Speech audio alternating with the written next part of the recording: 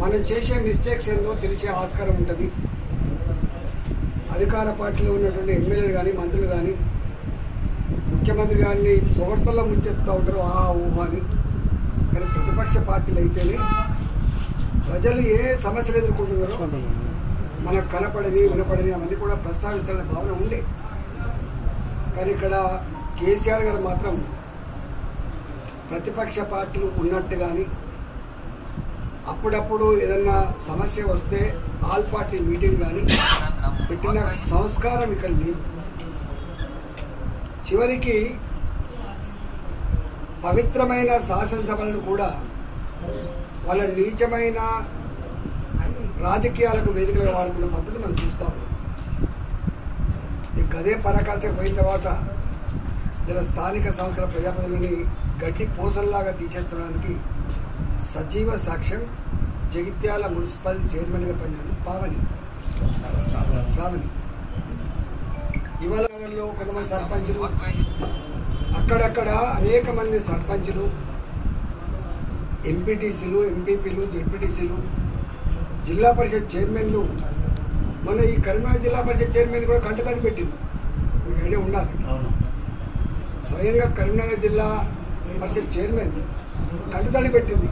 కనీసం నాకు మర్యాద ఇస్తలేరు, నేను మహిళను, అందులో దళిత మహిళను అనేటువంటి భావన అర్థమవుతుంది. ఎస్పెషల్లీ అణగారిన వర్గాలకు సంబంధించిన దళిత వర్గాలకు సంబంధించిన వాళ్ళకి ఎక్కువ అవమానం జరుగుతున్నది మనకు కనబడతాం.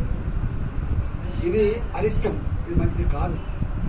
మరి ఎందుకో ముఖ్యమంత్రి గారు కేవలం ఎమ్మెల్యేలే కేంద్ర బిందువుగా వ్యవస్థ నడుపుతుండొచ్చు కాక, కానీ ఎమ్మెల్యేలు అందరినీ కలుపుకొని తీసుకుపోయేటువంటి సంస్కారం కనుక లేకపోతే ఇవాళ శ్రావణి లాంటి వాళ్ళు కార్చిన కన్నీళ్లు, అనుభవించిన వేదన సజీవ సాక్ష్యం.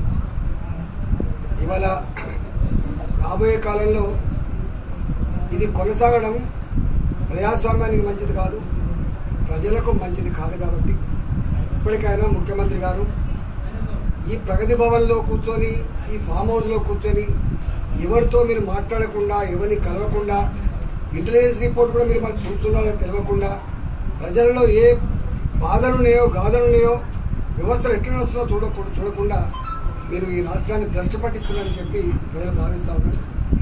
ఒక్క మాటలో చెప్పాలంటే మొత్తం వ్యవస్థలను నిర్వీర్యం చేశారు.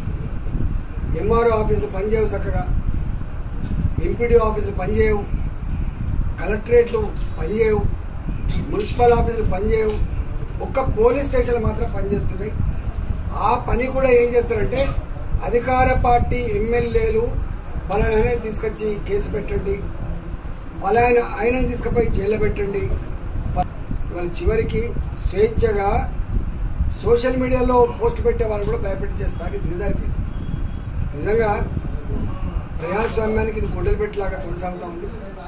ప్రజాస్వామికవాదులకు, మేధావులకు, ఉద్యోగులకు, రాజకీయాలు మంచిగా ఉండాలని చెప్పేటువంటి సంఘ సంస్కర్తలకు, రాజకీయ పార్టీ నాయకులకు నేను కోరుతున్నా, ఇంకా ఈ కేసీఆర్ గారి ఈ పద్ధతి ఇట్లే కొనసాగితే రేపు రాచరికం కాదు, దానికంటే ఎక్కువ కూరుకుపోయేటువంటి ఆస్కారం ఉంది. కాబట్టి ప్రజలు ఆలోచించమని చెప్పి నేను కోరుతున్నాను.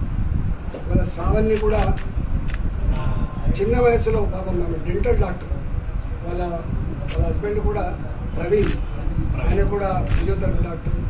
వాళ్ళ మామగారు వెంకటేశ్వర గారు జగిత్యాలలో అనేక సంవత్సరాలు టీడీపీలో పనిచేసినటువంటి అనుభవం ఉన్నటువంటి నాయకుడు.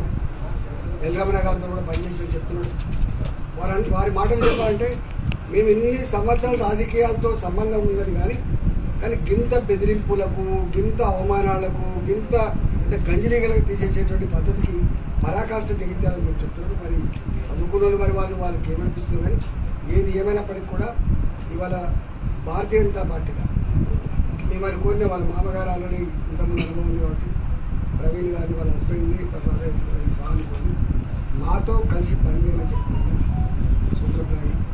నాకు తెలిసి వాళ్ళు తప్పకుండా ఆలోచించుకొని పాల్చుకొని స్పందిస్తారని వాళ్ళు ఎక్స్పెక్ట్ చేస్తారు. వాళ్ళు కూడా ఆ దృష్టిలో ఉన్నారు. డెఫినెట్గా మనం పడ్డ బాధ ఏదైతే ఉందో, అనుభవించిన వేదన ఏదైతే ఉందో అది అది వాటికి మన ఇంట్లో పోదు. ఖచ్చితంగా సమాజంలో పోవాల్సిందే. ఇట్లా దాన్ని మనం నిలువరించాల్సిందే. కాబట్టి చిన్న వయసులో రాజకీయాలకు వచ్చింది కాబట్టి క్రియాశీలకంగా ఉండమని చెప్పినాం.